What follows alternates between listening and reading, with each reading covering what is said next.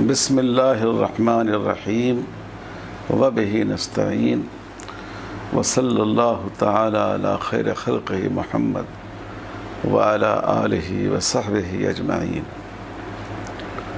محترم حضرات، کئی دہا پہلے طلاق کا ایک مسئلہ ہندوستان میں غور و بحث کا عنوان بن گیا، اور وہ مسئلہ ہے مطلقہ خواتین کے نفقہ کا۔ سپریم کورٹ نے کہ ایک معزز جج جناب چندرچوڑ صاحب نے شاہ بانو کیس میں یہ فیصلہ کیا کہ طلاق دینے کے بعد بھی عورت کا نفقہ سابق شوہر کے ذمہ باقی رہتا ہے جب تک کہ وہ عورت زندہ ہے یا جب تک اس کا نکاح نہیں ہوا ہے، تا نکاح ثانی یا تا وفات وہ سابق شوہر سے نفقہ کی مینٹیننس کی مستحق ہے۔ تو یہ فیصلہ سپریم کورٹ سے ہوا، اور چونکہ یہ فیصلہ شریعت اسلامی کے خلاف تھا، اس لیے مسلمانوں نے اس سے اختلاف کیا، اور اس کے نتیجے میں اس فیصلے کے اثر کو دور کرنے کے لیے تحفظ حقوق مسلم مطلقہ خواتین کا قانون آیا۔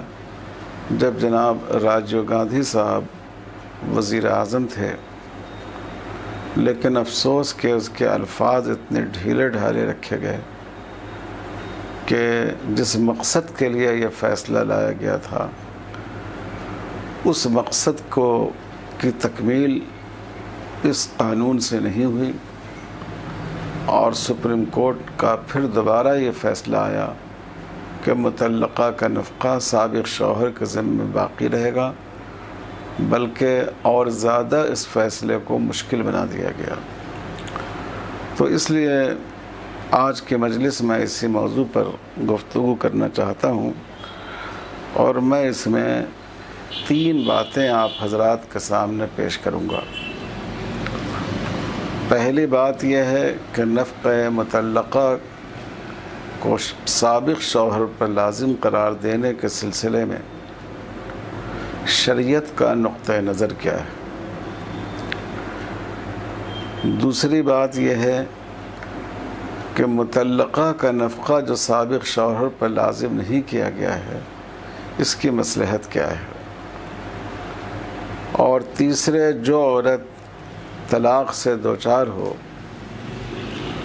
اس کے مسائل کا حل کیا ہے، اس کی زندگی آئندہ کیسے گزرے۔ تو ان تینوں پہلوؤں پر اختصار کے ساتھ مجھے روشنی ڈالنا ہے۔ جہاں تک شرعی نقطہ نظر کی بات ہے، تو اسلام میں ہمارے فقہا کی تشریح کے مطابق نفقہ واجب ہونے کی 3 بنیادیں ہیں: قرابت، ملکیت اور حبس۔ قرابت کے معنی ہے رشتہ داری، جیسے ماں باپ کا نفقہ اولاد پر واجب ہوتا ہے، اولاد کا نفقہ والد پر، بعض دفعہ دادا پر یا دوسرے رشتہ داروں پر واجب ہوتا ہے۔ اسی طرح بعض حالات میں بھائی بہنوں کا نفقہ بھی واجب ہوتا ہے، اور دوسرے رشتہ داروں کے نفقے کی ذمہ داری بھی آدمی سے متعلق ہوتی ہے۔ یہ جو نفقہ واجب ہوا ہے وہ قرابت کی وجہ سے واجب ہوا ہے۔ دوسری بنیاد ہے ملکیت۔ آدمی جس چیز کا مالک ہو اس کے اخراجات اور اس کا نفقہ آدمی پر واجب ہے۔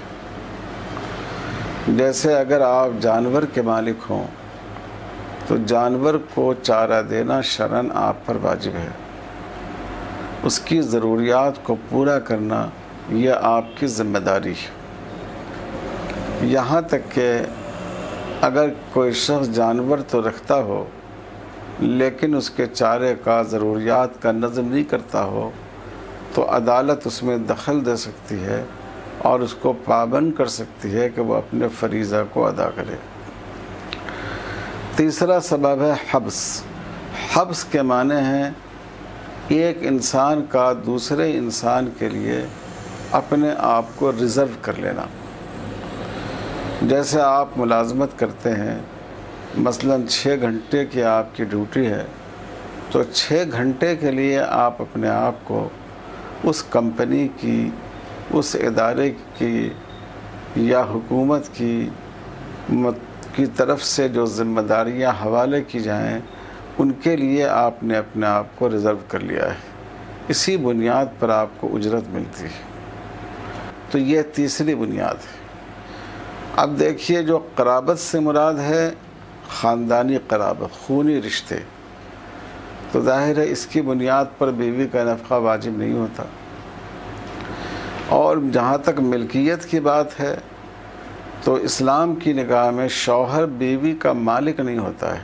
یہ تو ہمارے ہندو بھائیوں کے ہاں کنیا دان کا تصور ہے کہ جب شادی ہوتی ہے تو گویا لڑکی کا باپ لڑکی کا مالک بنا دیتا ہے اپنے داماد کو، لیکن اسلام میں نکاح صرف ایک معاہدہ ہے جو شوہر و بیوی کے درمیان ہوتا ہے اور دونوں کے حقوق قریب قریب برابر ہیں اس میں۔ تو اس لیے بیوی کوئی شوہر کی ملکیت نہیں ہوتی ہے کہ ملکیت کی بنیاد پر نفقہ واجب ہو۔ اب جو تیسرا سبب ہے حبس، اس کی بنیاد پر بیوی کا نفقہ شوہر پر واجب ہوتا ہے، کیونکہ جب تک ایک عورت کسی مرد کے نکاح میں ہوتی ہے تو وہ اپنے آپ کو اس مرد کے لیے ریزرو رکھتی ہے۔ وہی مرد اس سے فائدہ اٹھا سکتا ہے، اس سے جسمانی لذت اٹھا سکتا ہے۔ وہ عورت اسی مرد کے بچے کی ماں بن سکتی ہے، اس کے بچوں کی پرورش وہ کرتی ہے، وہ بہت سی چیزوں میں جیسے سفر کرنے میں، کسی دوسری جگہ جا کر رہنے میں اپنے شوہر کے حکم کی پابند ہوتی ہے۔ تو گویا اس نے اپنے آپ کو ریزرو کر لیا ہے اپنے شوہر کے لیے۔ اس بنیاد پر بیوی کا نفقہ شوہر کے ذمہ رکھا گیا ہے۔ تو اب آپ سوچئے کہ نفقے کی جو 3 بنیادیں تھیں، قرابت، ملکیت اور حبس، اس میں بیوی کا نفقہ واجب ہوتا ہے حبس کی وجہ سے، اور جب طلاق ہو جاتی ہے تو بیوی پر حبس ختم ہو جاتا ہے۔ اب بیوی شوہر کے حکم کی پابند نہیں ہوتی، وہ مکمل طور پر اپنے نفس میں تصرف کی مجاز ہوتی ہے۔ وہ دوسرا نکاح کر سکتی ہے، وہ اپنی مرضی سے سفر کر سکتی ہے، وہ اپنی مرضی سے کوئی جاب کر سکتی ہے۔ تو اس بنیاد پر جو نفقے کی بنیاد تھی شرعاً، وہ بنیاد ختم ہو جاتی ہے طلاق اور طلاق کے بعد عدت گزر جانے کے ساتھ ہی۔ لہذا جب طلاق پڑ گئی اور عدت گزر گئی تو اب اس کا نفقہ اپنے سابق شوہر کے ذمہ باقی نہیں رہا۔ اب دوسرا مسئلہ یہ ہے کہ اس کی مصلحت کیا ہے؟ کیوں ہم اس بات کو قبول نہیں کر لیتے کہ مطلقہ کا نفقہ شوہر کے ذمہ باقی رکھا جائے جب تک کہ اس عورت کا دوسرا نکاح نہ ہو جائے یا اس کی وفات نہ ہو جائے؟ تو دیکھیے، بظاہر تو یہ بات اچھی معلوم ہوتی ہے، لیکن یہ خود عورت کی مصلحت اور مفاد کے خلاف ہے۔ اس سلسلے میں 3 باتوں کا آپ سے ذکر کروں گا۔ ایک بات یہ ہے کہ اگر مطلقہ کا نفقہ سابق شوہر کے ذمہ واجب قرار دیا جائے تو اس کا نتیجہ یہ ہوگا کہ مرد اس کو اپنے لیے نکاح کو بوجھ سمجھنے لگیں گے۔ دیکھیے، جو ہمارے مغربی ممالک ہیں ان میں عورتوں کے حقوق بہت زیادہ بڑھا دیے گئے ہیں، ان کے اختیارات بہت زیادہ بڑھا دیے گئے ہیں۔ تو تو اس کا نتیجہ یہ ہے کہ وہاں لوگوں نے نکاح سے گریز کرنا شروع کر دیا. نکاح کا پرسنٹیج وہاں کم ہوتا جا رہا ہے. لوگ سمجھتے ہیں کہ یہ سارے مسائل نکاح کی وجہ سے پیدا ہوئے. اگر نکاح کے بغیر ہم کسی عورت کے ساتھ 2-4 سال رہ لیتے اور جب اس کی طرف رغبت باقی نہیں رہتی تو پھر کسی دوسری عورت کا انتخاب کر لیتے تو ہم پر کوئی چیز واجب نہیں ہوتی. چونکہ ہم نے نکاح کیا ہے، یہ نکاح ہمیں پابند کرتا ہے، اور اس کی وجہ سے جب ہم طلاق دیتے ہیں تو پھر اس پر تا زندگی نفقہ اس کا ہمارے ذمہ عائد ہوتا ہے. تو یہ اس لیے نکاح کرنے کی کیا ضرورت ہے؟ بغیر نکاح کے زندگی گزاری جائے. مغربی ممالک میں یہ رجحان بہت بڑھ رہا ہے. جیسے میں کچھ اعداد و شمار آپ کے سامنے پیش کرتا ہوں. یہ 2010 کی رپورٹ ہے کہ آسٹریلیا میں 45% لوگ ہی نکاح کر رہے ہیں. ڈنمارک میں 100 میں سے 56، جرمنی میں 100 میں سے 47، ہالینڈ میں 100 میں سے 45، پرتگال میں 100 میں سے 47، سویڈن میں 100 میں سے 53، بیلجیم میں، فرانس میں 100 میں سے 39 ہی لوگ نکاح کرتے ہیں. یونان میں 50% لوگ، برطانیہ میں 45% لوگ. اٹلی اور اسپین میں تو صورتحال یہ ہے کہ صرف 36% لوگ نکاح کرتے ہیں، بقیہ لوگ بغیر نکاح کے زندگی گزارتے ہیں. تو اگر ہم نکاح کو اتنا، طلاق کو اتنا مشکل بنا دیں گے اور مردوں پر اس قسم کا بوجھ ڈالیں گے تو معاشرے میں یہ سوچ بڑھے گی کہ یہ سارے مسائل نکاح کی وجہ سے پیدا ہو رہے ہیں، اس لیے نکاح نہ کرو. بغیر نکاح کے جب تک جس عورت کے ساتھ جی چاہے زندگی گزار لو، اور اس کے بعد پھر کوئی نیا راستہ اختیار کرو. آپ محسوس کر سکتے ہیں کہ یہ صورتحال عورتوں کے لیے بہت ہی نقصان دہ، کیونکہ بغیر نکاح کا جو تعلق ہے، اس تعلق کی وجہ سے جو بوجھ ہے، اولاد کا جو بوجھ ہے، جو عورت ہوتی ہے اسی کو وہ بوجھ ڈھونا پڑتا ہے. اور جیسے جیسے عمر بڑھتی ہے عورت کی کشش کم ہوتی جاتی ہے تو مردوں کی اس سے رغبت بھی کم ہو جاتی ہے. تو نتیجہ یہ ہوتا ہے کہ اس کی زندگی اس کے لیے ایک ایسا بوجھ بن جاتی ہے جس کو اٹھانا دشوار ہو جاتا ہے. برخلاف نکاح کے کہ نکاح کی وجہ سے جو حلال بنیاد پر رشتہ استوار ہوتا ہے، اولاد ہوتی ہے، جیسے جیسے مدت گزرتی جاتی ہے خاندان میں عورت کی طاقت بڑھتی جاتی ہے. گھر کے سارے فیصلے وہ کرتی ہے اور اس کو عزت اور وقار کی نگاہ سے دیکھا جاتا ہے. اس کی ناز برداری کی جاتی ہے. پہلے شوہر کرتا تھا، اب بال بچے بھی اس کی ناز برداری کرتے ہیں. تو یہ بغیر نکاح کے انسان زندگی گزار لے ایک دوسرے کے ساتھ، یہ نقصان دہ تو دونوں کے لیے ہے، لیکن یہ زیادہ نقصان دہ عورتوں کے لیے ہے. اور اگر اس طرح طلاق کو مشکل بنا دیا جائے گا تو یہ رجحان لوگوں میں ترقی کرے گا. دوسرا نقصان اس کا یہ ہے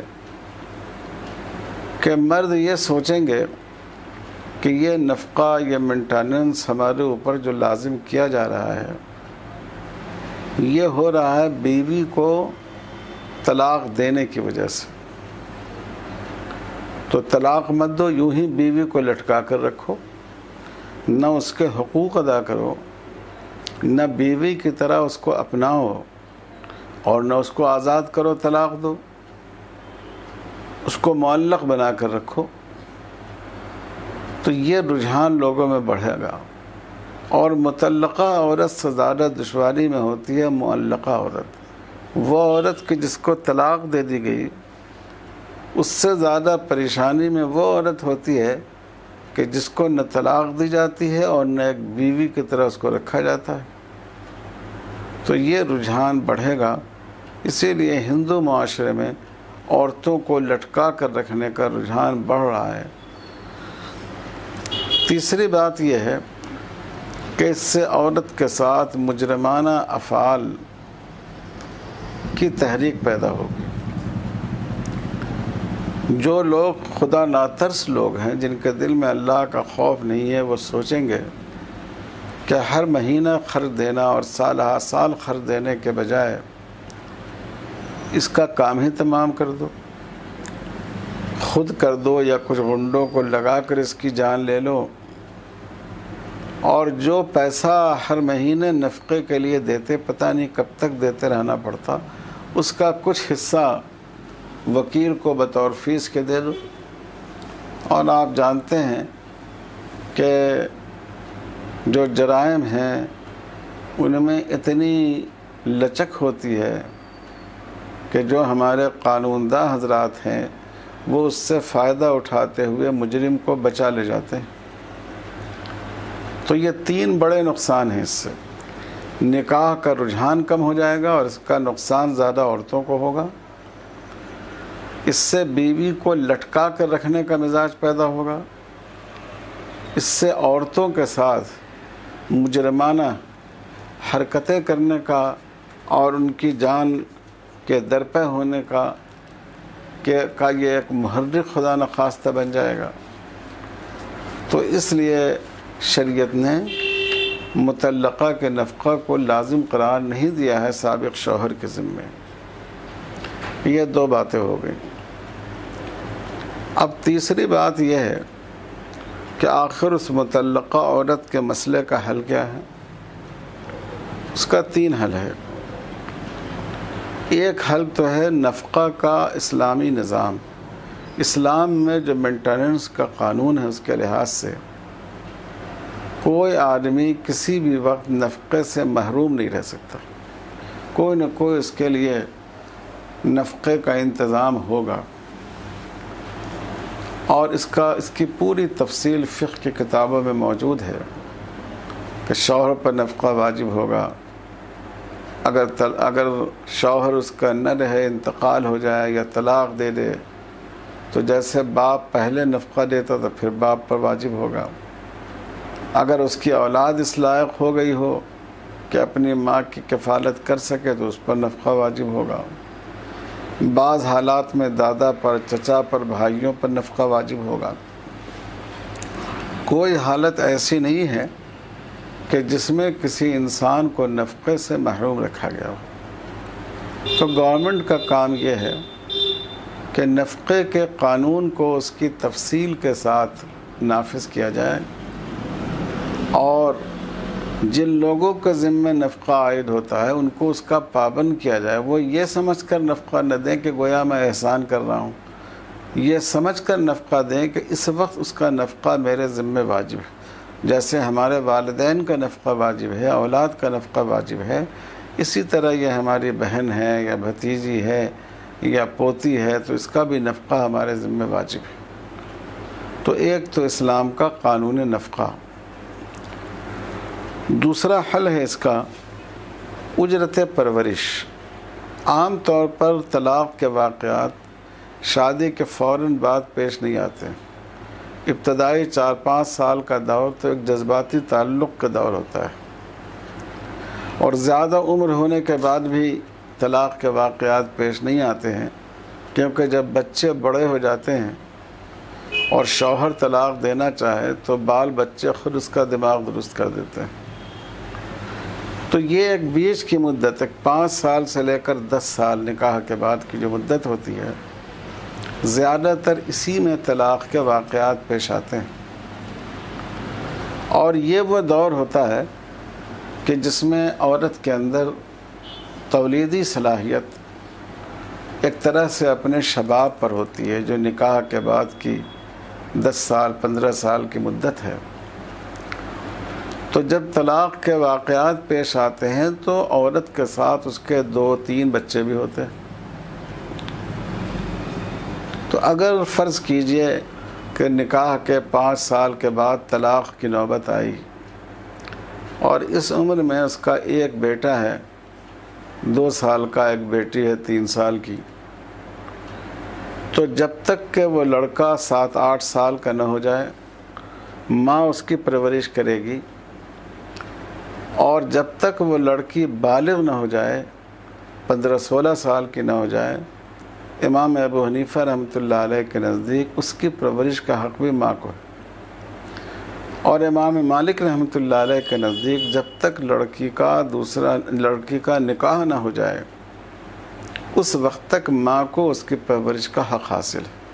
اور میں سمجھتا ہوں کہ موجودہ دور کے لحاظ سے امام مالک رحمۃ اللہ علیہ کی رائے زیادہ قوی معلوم ہوتی ہے، کیونکہ آج جو فساد کا غلبہ ہے، اخلاقی بگاڑ پیدا ہو گیا ہے، تو ایک نوجوان بیٹی کو تنہا باپ کے حوالے کرنا جبکہ اس کے گھر میں کوئی اور پرورش کرنے والا نہیں ہو، یہ اس کی عزت و آبرو کے لیے بہرحال اس میں خطرے کا پہلو پایا جاتا ہے۔ اور یہ بات واضح ہے کہ ایک بچی کی جس طرح اس کی حقیقی ماں اس کی حفاظت کر سکتی ہے، اس کی تربیت کر سکتی ہے، اس کی سوتیلی ماں اس طرح اس کی تربیت و حفاظت نہیں کر سکتی۔ تو اس بنیاد پر یہ امام مالک رحمۃ اللہ علیہ کی رائے موجودہ حالات کے اعتبار سے بہتر لگتی ہے کہ جب تک لڑکی بالغ نہ ہو جائے وہ اپنی ماں کے زیر پرورش ہو۔ تو اب آپ سوچئے کہ اگر اس لڑکی کو 2 سال کی مانا 3 سال کی مانا جائے تو ابھی 13-14 سال وہ اور ماں کے زیر پرورش رہے گی، اور لڑکے کو اگر 2 سال کا مانا جائے تو ابھی 6-7 سال اور وہ ماں کے زیر پرورش رہے گا۔ تو جب بچے ماں کے زیر پرورش ہوں تو اس میں اولاد کا نفقہ بھی واجب ہوتا ہے اور ماں کی اجرت حضانت واجب ہوتی ہے۔ نفقہ واجب نہیں ہوتا، لیکن وہ جو آپ کے بچے کی پرورش کر رہی ہے اس کی اجرت واجب ہوتی ہے۔ اور یہ اجرت کتنی ہونی چاہیے؟ فقہاء نے لکھا ہے کہ اتنی ہونی چاہیے کہ اس کی خوراک کا انتظام ہو جائے، اس کے لباس و پوشاک کا انتظام ہو جائے، اس کی رہائش کا انتظام ہو جائے، اس کی ضروریات پوری ہو جائے، کیونکہ وہ آپ کے بچے کی پرورش کر رہی ہے۔ تو اس کو کہتے ہیں اجرت حضانت۔ تو عام طور پر یہ اتنی لمبی مدت ہو جاتی ہے، 8 سال 10 سال 12 سال، کہ یہ مدت بہت کافی ہوتی ہے آدمی کے اپنی زندگی کو ایڈجسٹ کرنے کے لیے۔ اور بہت سی دفعہ اسی مدت میں کوئی بچہ ماں کے زیر پرورش ہوتا ہے، کوئی بچہ بالغ ہو چکا ہوتا ہے، وہ کمانے کے لائق ہو جاتا ہے، وہ اپنی ماں کی خدمت اور کفالت کے لائق ہو جاتا ہے۔ تو یہ ایک حل ہے اس کا نفقہ، اور دوسرا حل ہے اس کا اجرت پرورش، اور تیسرا اور سب سے اہم حل ہے اس کا دوسرا نکاح۔ بدقسمتی سے ہندوستان میں ہمارے برادران وطن کی معاشرت سے متاثر ہونے کی وجہ سے مسلمانوں میں بھی لڑکیوں کے دوسرے نکاح کا تصور بہت ہی کم ہو گیا ہے۔ ماں باپ بھی فکر نہیں کرتے ہیں بچی کی، اب جو متعلقہ بچی ہے اس کی شادی کی۔ ماحول ایسا ہے کہ عورتیں خود بھی حیا محسوس کرتی ہیں، لیکن اسلامی نقطہ نظر سے یہ درست نہیں ہے۔ باپ کی ذمہ داری ہے کہ جیسے جب وہ لڑکی کنواری تھی اس وقت اس نے اس کی شادی کی فکر کی، اب جب وہ متعلقہ ہے تب بھی اسی سرگرمی کے ساتھ اس کی شادی کی فکر کرے، اس کے لیے مناسب رشتہ تلاش کرے۔ اور عورت کو بھی یہ چاہیے کہ اس معاملے میں وہ حیا سے کام نہیں لے۔ یہ سب سے اہم حل ہے دوسرا نکاح۔ اس کو فروغ دینا چاہیے، اس کی لوگوں کو ترغیب دینا چاہیے، اس کا ماحول بنانا چاہیے، کیونکہ ایک عورت کو زندگی گزارنے کے لیے صرف روپے پیسے کی ضرورت نہیں ہوتی، اس کو زندگی کے ایک پارٹنر کی بھی ضرورت ہوتی ہے جو دکھ سکھ میں اور تکلیف و آرام میں اس کے ساتھ ہو۔ خوشی کا موقع آئے تو اس کی خوشیاں دوبالا ہو، تکلیف کا موقع آئے تو وہ اس کے آنسو پوچھ سکے۔ تو اس لیے اس کو بڑھانا چاہیے۔ تو حاصل یہ ہے کہ اسلامی نقطہ نظر سے جب عورت پر طلاق ہو جائے، عدت گزر جائے، تو اس کا نفقہ سابق شوہر پر واجب نہیں رہتا۔ اور شریعت کے اس حکم میں اگر اس کی گہرائی میں جا کر غور کیا جائے تو عورت ہی کا مفاد ہے، کیونکہ اگر مطلقہ کے نفقے کو لازم قرار دیا جائے اور طلاق کو مشکل بنا دیا جائے تو نکاح کی شرح کم ہو جائے گی، طلاق دینے کے بجائے عورت کو لٹکا کر رکھنے کا رواج بڑھ جائے گا، عورتوں کے ساتھ مجرمانہ افعال کے بڑھ جانے کا اندیشہ ہے۔